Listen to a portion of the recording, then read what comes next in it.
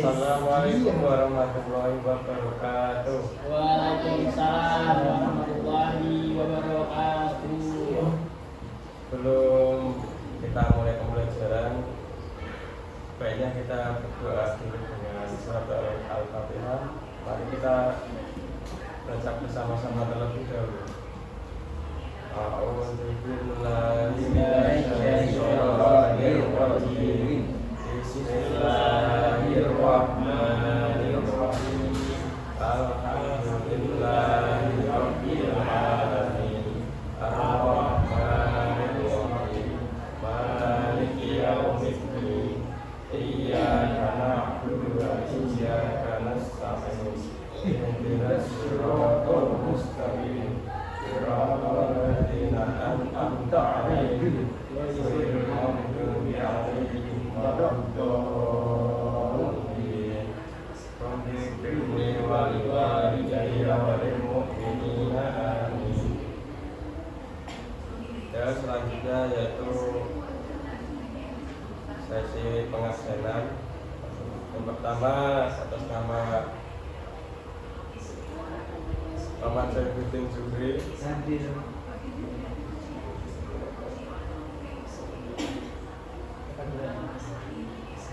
Terus Muhammad Halid Nuril Haris.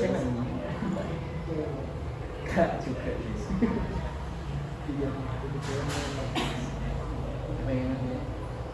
Arif Maulana Rahman.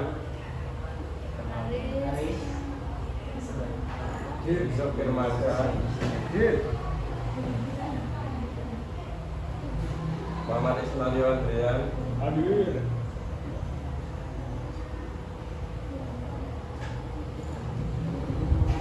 Ahmad Saifullah.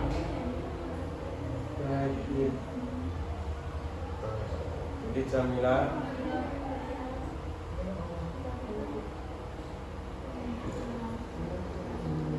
Ani Saul.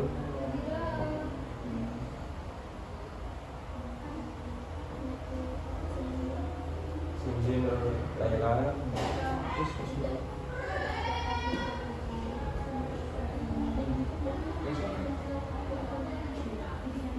Dila Octavia.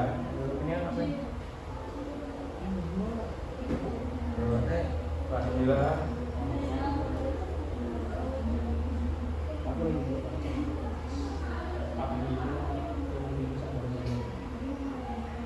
Alina Kurota.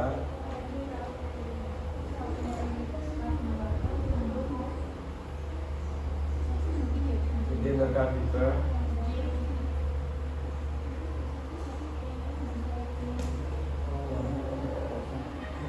Atika Nur. Atika Rizkia ya.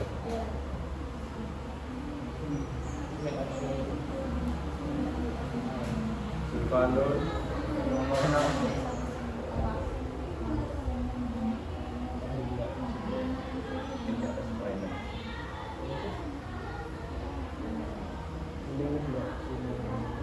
Sofi Arya.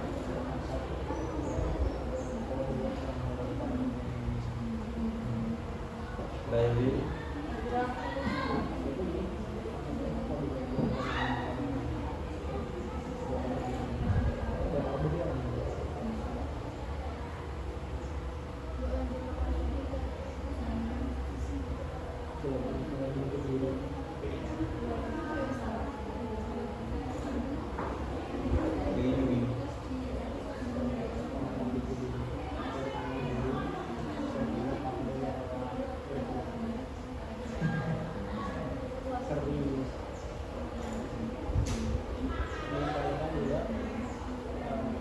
Izin siapa saja yang dititipin izin temannya.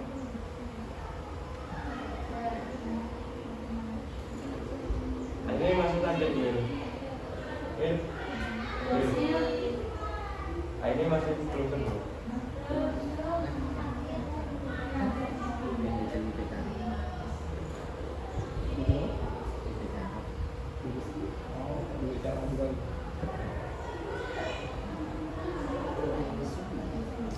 Ya, selanjutnya langsung saja ke sesi pembelajaran. tolong buka PPT ya saya kirimkan di grup ya. Karena kan kita belum tahu kunci bentuknya ini, sama di kantor juga tidak ada proyektor.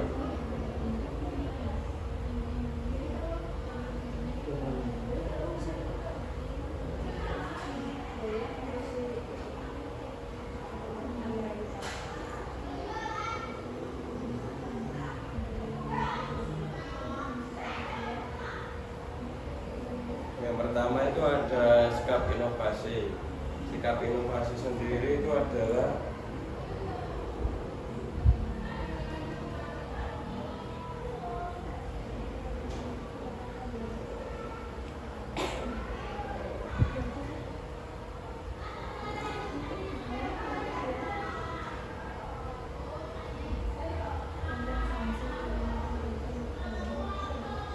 tolong dibaca Mas Andri. Sikap inovasi itu apa? Sikap inovasi atau inovatif, Mas? Sikap inovatif. Ya. Sikap inovatif adalah kemampuan dan kemauan seseorang untuk menciptakan atau menemukan hal-hal baru yang bermanfaat, baik berupa ide, produk maupun metode kerja. Sikap ini mencerminkan kreativitas, keberanian untuk keluar dari zona nyaman, dan kemampuan untuk menghadapi tantangan dalam mencapai tujuan tertentu. Sikap inovatif tidak hanya berlaku untuk menciptakan sesuatu yang benar-benar baru, tetapi juga berupa pengembangan atau perbaikan dari sesuatu yang sudah ada agar menjadi lebih baik, efisien, atau lebih relevan. Ya. Tolong temannya yang ikut dibangunkan terlebih dahulu ya. Perjuangan terutama. Terus, ayo dong.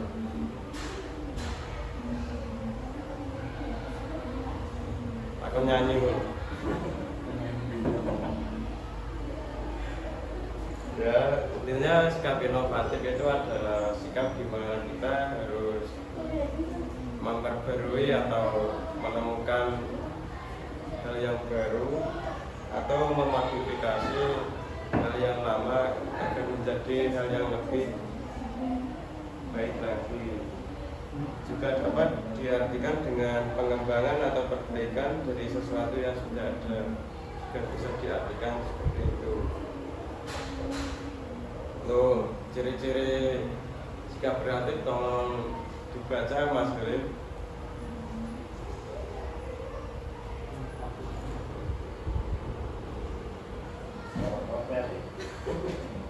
Ciri-ciri sifat kreatif, ciri-ciri sifat sikap inovatif ya.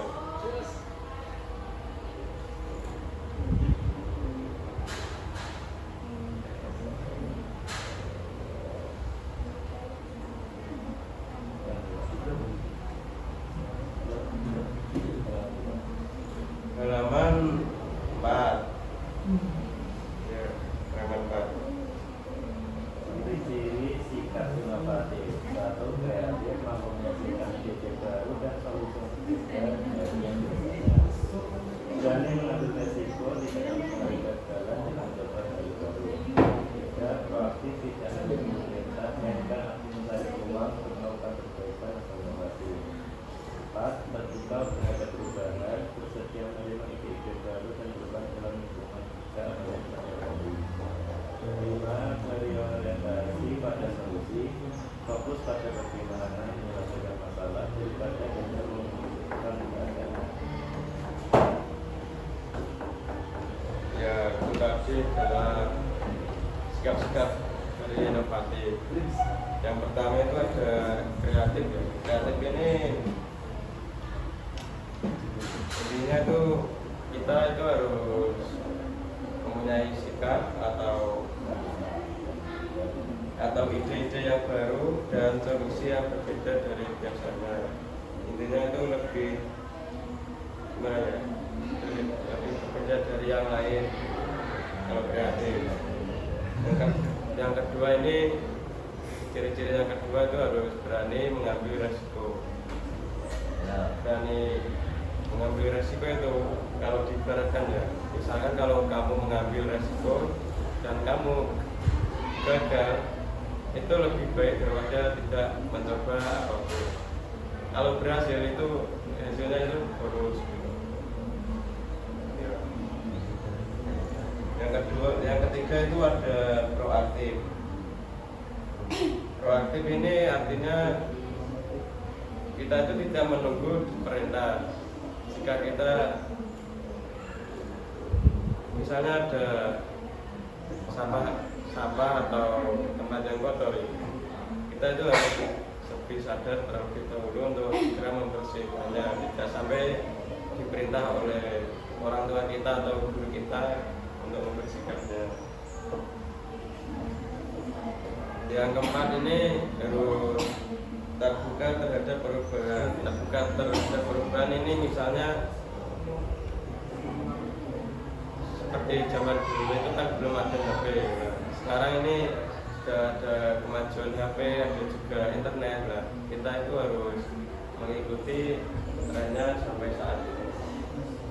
Pokoknya itu jangan sampai ketinggalan zaman. Yang kelima itu berorientasi pada solusi. Nah, biasanya kalau orang-orang biasa itu malah yang dipikirkan itu masalahnya saja, bukan memikirkan solusinya.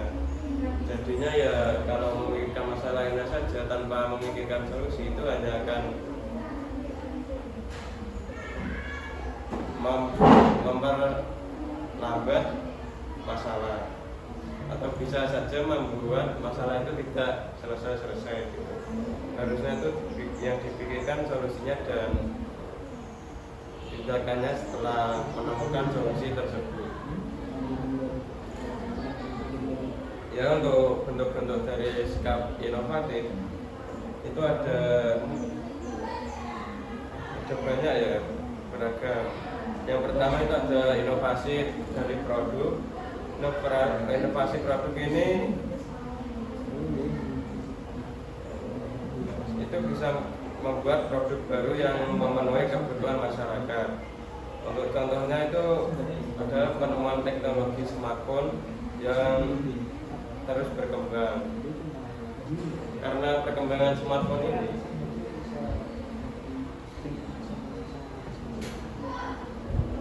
dan pencetakan produk-produk smartphone dan persaingan ini itu menyebabkan harga smartphone yang lama itu semakin turun. Dan kalau dari segi harga juga itu lebih murah, karena kan ya berkembangnya itu seperti zaman dulu kan RAM 4 itu sudah dianggap terbaik kan. Nah, sekarang sampai dengan RAM 12 itu baru dikatakan yang terbaik. Betul. Ya, Sepakat. perkembangan padahal harganya sama kan. Iya. Beda.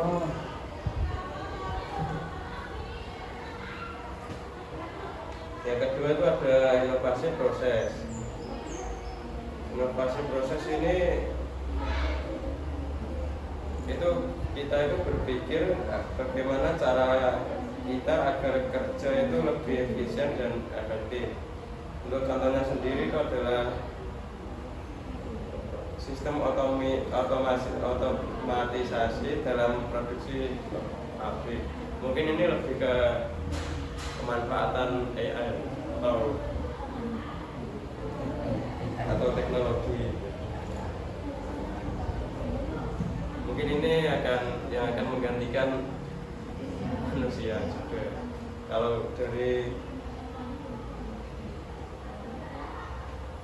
pabrik.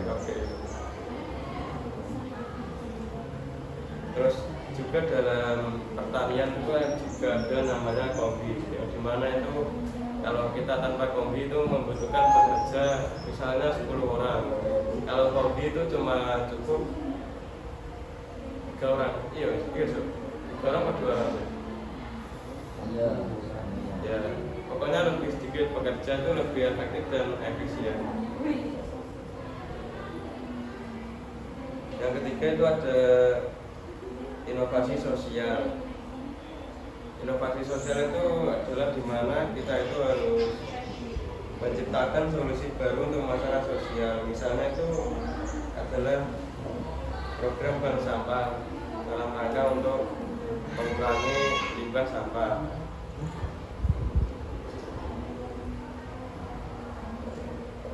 Woi, telat gini woi. Siji no. Dipanggil, dipanggil. Yang isi aku. Enggak.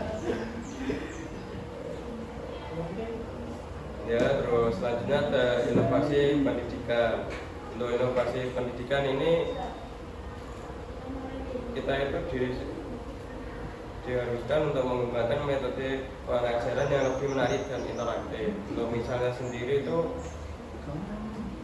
pemanfaatan teknologi AR dalam pembelajaran atau LCD proyektor atau PPT juga. Itu bisanya dari inovasi pendidikan. Yang kelima itu ada inovasi teknologi. Untuk inovasi teknologi ini biasanya malah dibuat oleh PT-PT yang berfokus pada teknologi. Untuk contohnya sendiri itu adalah pengembangan kendaraan listrik untuk mengurangi polusi. Seperti inovasi ada sepeda listrik itu yang saat ini lumayan ramai kan, sepeda listrik. Walaupun ngecasnya itu lama ya, kalau dibuat jarak jauh kurang bagus juga. Yang terakhir itu ada inovasi manajemen. Nah di sini itu ini memikirkan tentang mengubah sistem manajemen agar lebih fleksibel dan adaptif. Untuk contohnya sendiri itu adalah penerapan kerja fleksibel atau remote working di perusahaan. Untuk manfaat sikap inovatif, tolong dibacakan Mas Yusuf. Manfaat sikap inovatif. Manfaat sikap inovatif yang pertama adalah meningkatkan efisiensi dan produktivitas. Yang kedua adalah memecahkan masalah secara kreatif. Yang ketiga menciptakan nilai tambah bagi individu maupun organisasi. Yang keempat membuka peluang baru dalam karir atau bisnis. Dan yang terakhir adalah meningkatkan daya saing individu, organisasi atau bangsa.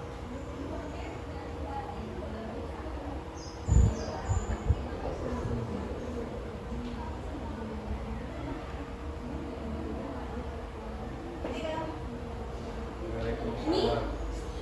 Orene. Salah, jawab salah. Ya, kenapa telat? Apa sih? Kenapa telat? Kenapa telat? Iya. Kamu dosen.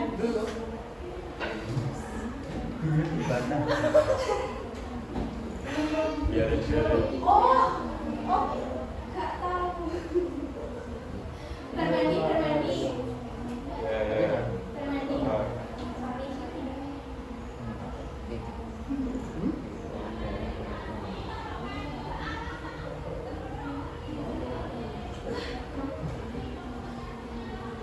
Ya, untuk manfaatnya sendiri tadi itu yang paling pertama itu ada meningkatkan efisiensi dan produktivitas. Di sini itu inovasi memungkinkan proses kerja menjadi lebih cepat, hemat biaya dan minim kesalahan, juga hemat waktu juga. Dengan alat atau metode baru, waktu dan tenaga bisa digunakan lebih optimal dari biasanya tanpa menambah sumber daya manusianya. Yang kedua itu ada memecahkan masalah secara kreatif. Inovasi ini juga bisa digunakan untuk menemukan solusi dari masalah-masalah yang lama. Juga bisa mengatasi tantangan yang sebelumnya dianggap sulit atau tidak mungkin diselesaikan dengan cara konvensional. Cara konvensional ini biasanya cuma berpikir.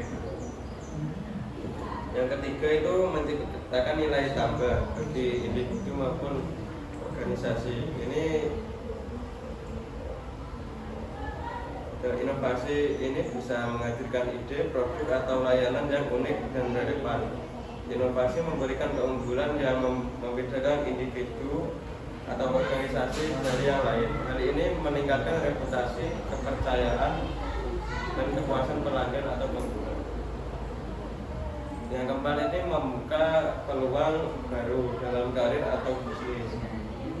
Inovasi juga bisa menghasilkan profesi, produk, atau pasar baru. Karena individu yang inovatif itu dapat memperluas jangkauan usaha dan menjangkau segmen yang baru. Yang kelima itu bisa meningkatkan daya saing individu, organisasi atau bangsa. Dalam era globalisasi dan persaingan ketat, inovasi adalah kunci untuk bertahan dan tumbuh. Negara yang inovatif dapat menciptakan teknologi, industri, dan talenta yang unggul di kancah internasional.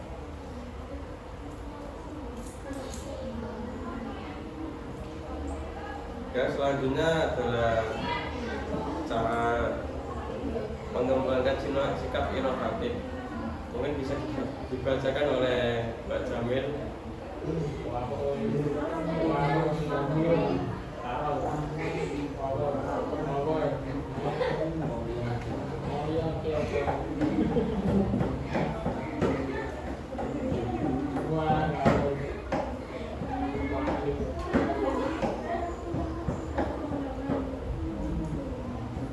Cara mengembangkan sikap inovatif. Minggu Pak. Ya, itu kurang F. Yang pertama yaitu melatih kreativitas dengan mencoba hal baru. Yang kedua belajar dari pengalaman termasuk kegagalan. Yang ketiga meningkatkan wawasan dengan membaca berdiskusi atau mengikuti pelatihan. Yang keempat berani keluar dari zona nyaman. Yang kelima kolaborasi dengan orang lain untuk mendapatkan perspektif baru. Dan yang terakhir yaitu menerapkan pemikiran terbuka terhadap perubahan dan kritik. Ya, untuk yang itu adalah cara-cara untuk mengembangkan sikap inovatif. Untuk yang pertama ini intinya itu kita itu harus mencoba hal-hal yang baru. Pokoknya selagi kita masih muda itu harus mencari hal-hal yang baru yang sekiranya itu bisa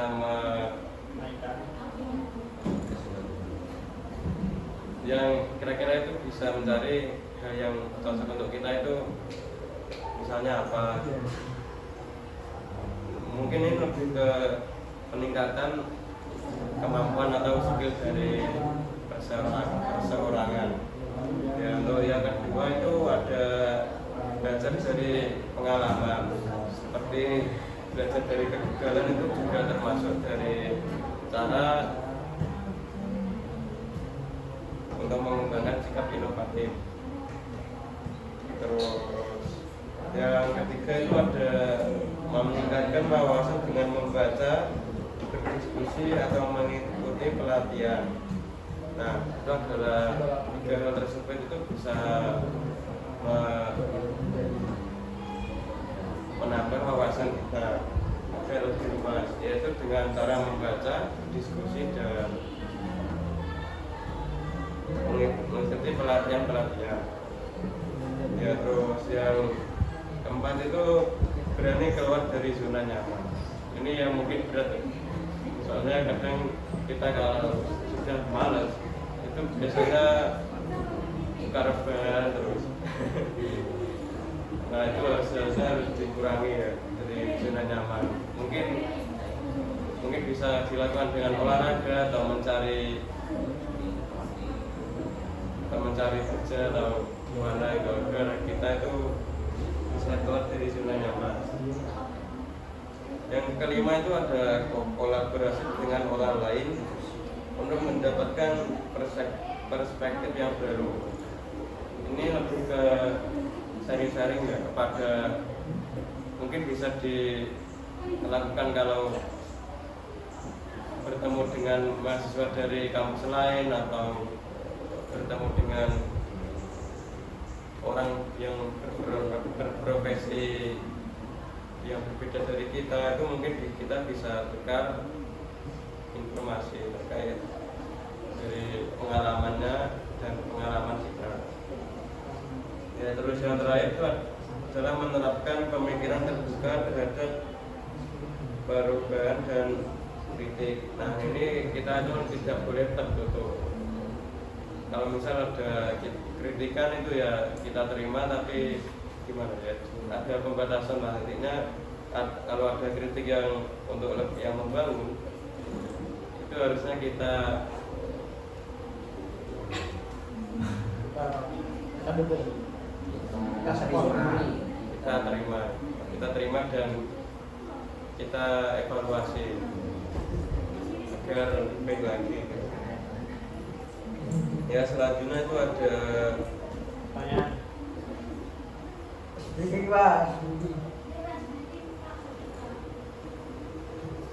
Langsung aja dulu Pak.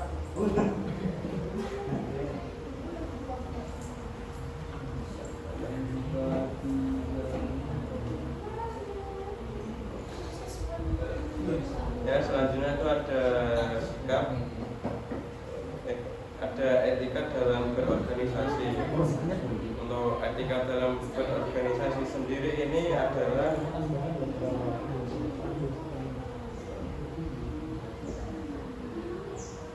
sikap atau perbuatan kita dalam berorganisasi. Untuk ini di modul saya ambil yang penting-penting saja. Yang pertama itu ada kejujuran dan transparansi. Untuk dalam berorganisasi kita itu harus berlaku jujur dan transparansi. Misalnya kita itu ada masalah apa atau butuh dana berapa, itu kita harus jujur. Dan untuk kejujuran ini sangat susah ya. Nyatanya di Indonesia sendiri itu masih banyak yang kurang transparansi, ada banyak korupsi juga. Ini memang susah. Ya, gelap ya, bisa gelap. Ya. Terus yang kedua ini tanggung jawab. Nah, dalam organisasi itu kan kita menjalankan visi dan misi dan program dari suatu organisasi. Intinya kan semua organisasi kan itu mempunyai tujuan yang baik. Nah ini kalau kita menjadi pengurusnya atau mana itu kita harus benar-benar tanggung jawab terhadap tugas yang telah diberikan kepada kita. Ya, terus yang ketiga itu menghormati perbedaan. Untuk menghormati perbedaan ini kita itu harus menghargai keberagaman ide, budaya, dan latar belakang anggota tim. Pokoknya ini kita itu jangan berbeda-beda, karena dalam organisasi itu kan harusnya tetap satu tujuan ya. Ya seperti Bhinneka Tunggal Ika itu berbeda-beda namun tetap satu tujuan. Yang keempat itu komunikasi yang sopan. Dalam berkomunikasi kita itu harus menggunakan bahasa santun yang tidak menyinggung orang lain, atau kita itu jangan sampai jangan sampai menjati orang lain yang hal yang buruk gitu.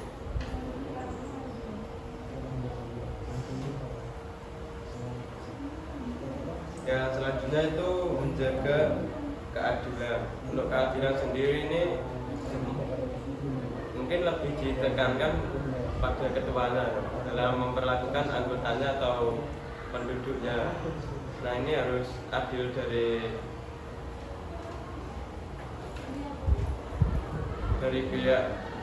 pimpinan atas atau pimpinan atau pekerja bawah, itu kita harus adil. Adil ini maksudnya itu tanpa diskriminasi. Adil gimana nih kalau kita sebagai apa? Kalau misal kita menjadi ketuanya dalam organisasi, pokoknya itu harus adil. Sama seperti kita jadi guru juga ya di kelas. Iya, harus adil pada seluruh siswanya yang ada di kelas. Bisa diberikan contoh Pak konsep adil yang bawa masuk?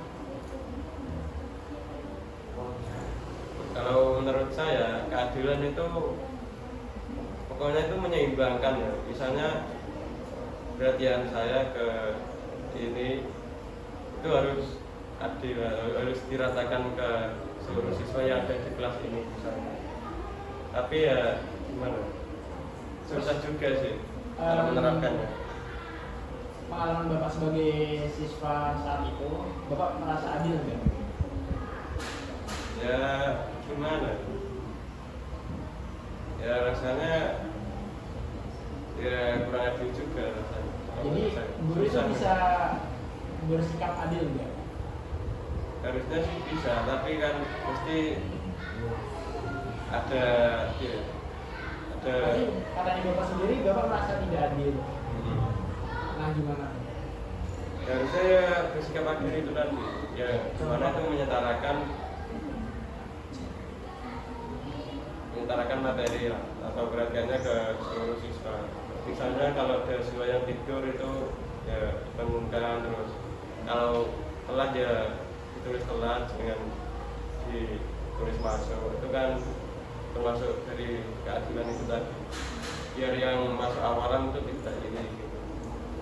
Ya tolong yang tidur dibangunkan.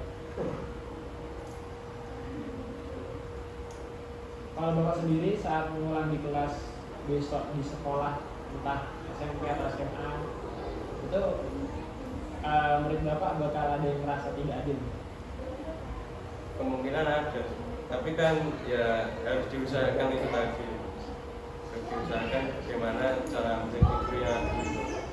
Jadinya harus menekankan kesetaraan gitu. Jadi harus semangat ya. Ya harus semangat juga. Iya, semangat dong, semangat. Yang keenam ini harus menjaga kerahasiaan.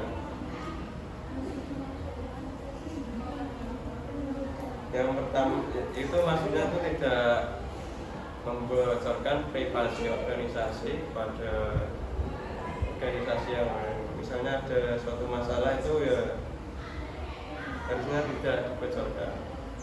Harus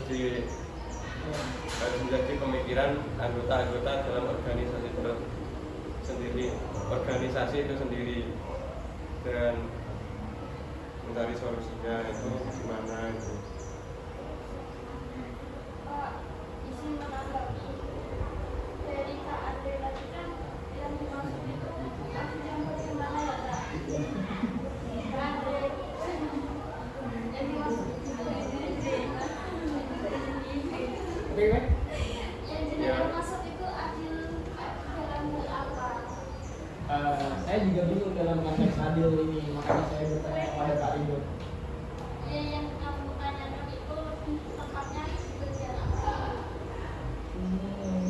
Di bagian apa ya? Cara penyikapan kepada semua siswa dan perasaan siswa itu karena merasa adil atau enggak gitu. Adil kan ada banyak, ada dari segi penyampaian materi, ada segi penyikapan dan lain sebagainya. Dan ini yang ditanyakan itu semuanya atau fokusnya juga Mungkin agak kompleks ya pertanyaan saya. Adil itu kayaknya yang semua yang saya maksud. bisa kasih contoh? Sebenarnya intinya yang ingin saya tekankan itu kepinginnya guru bersikap adil sama seluruh muridnya, itu pasti ada murid yang nggak merasa adil gitu. Jadi yang jadi saya tanyakan di Pak Ridho itu adilnya ini kayak mana gitu? Saya juga bingung gitu sebenarnya. Ya itu tadi, adil itu kan menyamakan kan, intinya menyamakan itu baik dari penyampaian materi, dari perhatian atau dari hukuman, dari Berarti sama rata ya? segalanya ya harusnya tetap harus sama rata dari keadilan itu tadi. Jadi kalau adil itu harus sama rata. Berarti kalau misalnya sama rata, nggak mungkin dong kalau misalnya ada yang pintar ada yang nggak pintar. Kan harusnya sama rata. Ya nggak gitu juga, misalnya kan gimana ya, kalau pengetahuan itu kan ada yang dia itu benar-benar pintar dalam matematika misalnya, tapi dia kurang pintar dalam bahasa Inggris. Nah, itu tadi kan termasuk dari poin yang saya sebutkan tadi, yaitu hal yang baru tadi itu, mencoba hal yang baru. Nah, setiap orang itu mempunyai keahlian masing-masing. Misalnya kamu ahli matematika tapi lemah di bahasa Inggris, juga lemah di bahasa, mungkin bisa lemah di dalam komunikasi juga. Adil. Iya. Nah, karena setiap siswa itu mempunyai kelebihan masing-masing. Misalnya ada yang suka metode ceramah, ada yang suka metode visual gitu. Saya juga pernah dengar. Kenapa telah? Saya juga pernah dengar. Maaf ada ringan-ringan. Jauh sekali. Ya, Ya Allah geser kayak imbon. ya, selanjutnya itu ada komitmen terhadap visi misi. Komitmen ini adalah lebih ke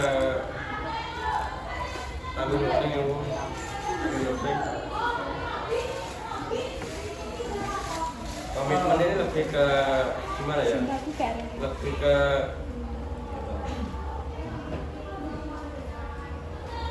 berjanji gitu, lebih ke perjanjian. Mungkin akan berjanji agar menjalankan program-program dalam rangka itu menyukseskan visi dan misi organisasi. Yang terakhir itu ada mengutamakan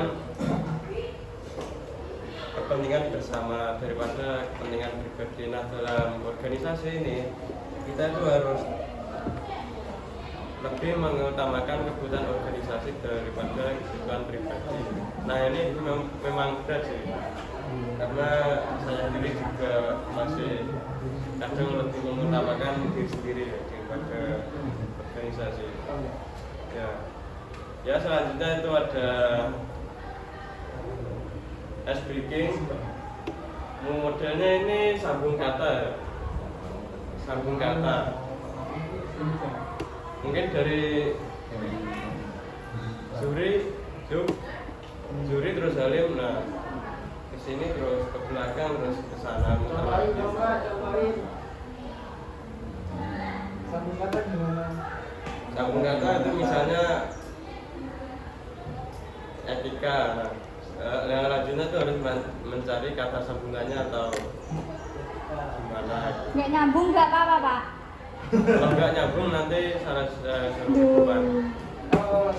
Angin. Pokoknya ya susunan katanya harus pas gitu. Buat kata-kata apa? Lah nek pengen random masa gak oleh. Apa Ya yang harus dipaskan. Ice breaking ya.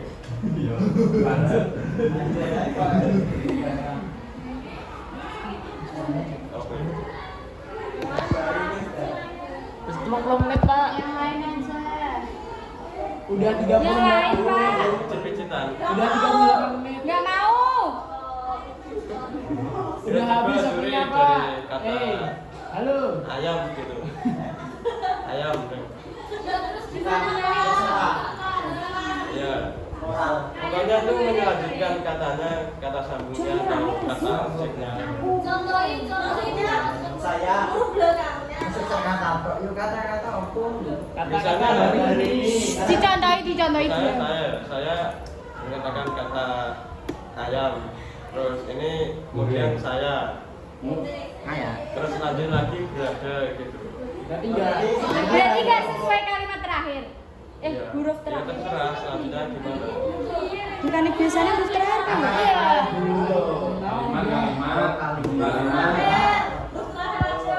Saya Bakar. Mana ini Pak? Bakar. Ayo udah terus lanjut. Ayam. Sesuai huruf belakang aja, Pak. Huruf belakang.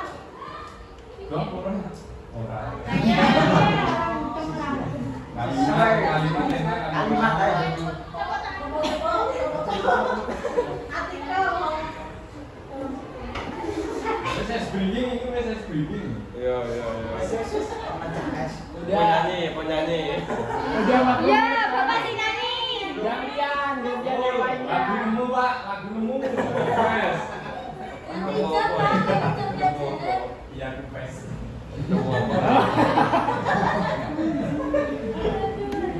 Ayo Pak. Iya, sampai. Ayo. Ya. Kita tutup. Ya C-nya. Ya C. Dia cerita sungguh disambung kata Nah, saya Alim. Ya udah. cerita kalimat Terus kita saya. Kalimat apa satu kata toh? Satu kata toh, satu Satu kata. kata atau Nyambung wis kok. apa bebas? Manut, manut. Nyambung huruf P. Belakang saya A. Sebulan ini. Ya. Saya akan Nulis. Ya, terus.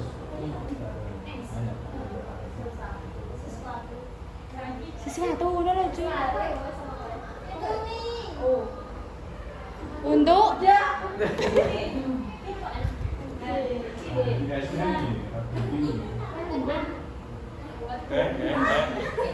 ditumi apa?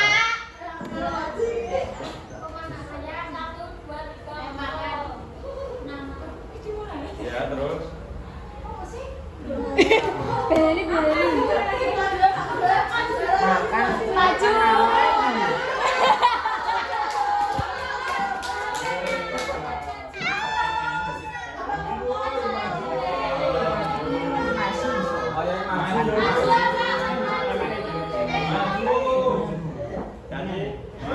Iya, sebelah yang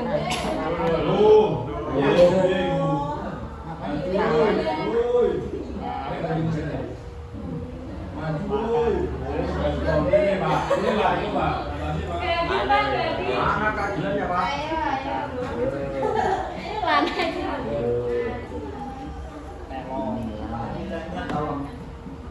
Iya nih kan. Iya deh, Pak. Yang tegas, Pak. Susah. Ngomong ke Aji. Jamil. Viralkan, viralkan.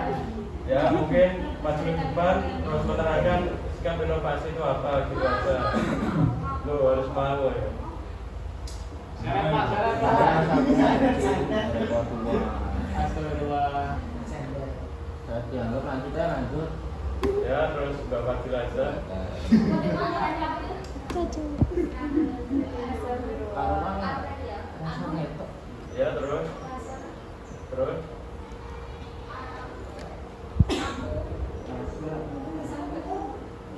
Gak oleh podo.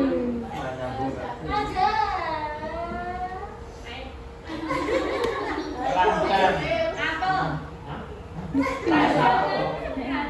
Ayo. Kan siapa? Siapa?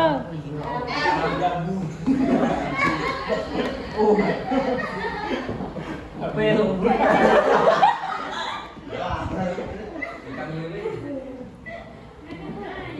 Lumba-lumba. Lu lot. Ojo gue si adol.